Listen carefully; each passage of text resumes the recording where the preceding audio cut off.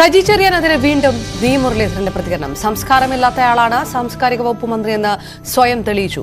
അത്തരമൊരാളെ മന്ത്രിസഭയിൽ വെച്ചിരിക്കുന്നത് സർക്കാരിന്റെ പൊതുനയത്തെയാണ് വ്യക്തമാക്കുന്നത്. കൂടുതൽ ഗുണ്ടായിസം കാണിക്കുന്നവരെയും അസഭ്യം പറയുന്നവരെയുമാണ് മന്ത്രിസഭയിൽ എടുക്കുന്നത്. കേരള കോൺഗ്രസ് എമ്മിന് കാര്യമായൊന്നും പ്രതികരിക്കാൻ കഴിയില്ല. കേരള കോൺഗ്രസിന്റെ അവസ്ഥ പാലായിലെ വേദിയിൽ തന്നെ കണ്ടതാണെന്നും വി മുരളീധരൻ പരിഹസിച്ചു.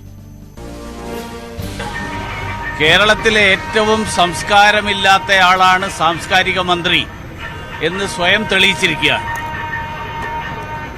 പക്ഷേ അങ്ങനെ ഒരാളെ മന്ത്രിസഭയിൽ തന്നെ തുടരാൻ അനുവദിക്കുന്നത് മാർക്സിസ്റ്റ് പാർട്ടിയുടെയും നമ്മുടെ മുഖ്യമന്ത്രിയുടെയും പൊതു നയത്തിന്റെ ഭാഗമാണെന്നാണ് ഞാൻ വിശ്വസിക്കുന്നത്.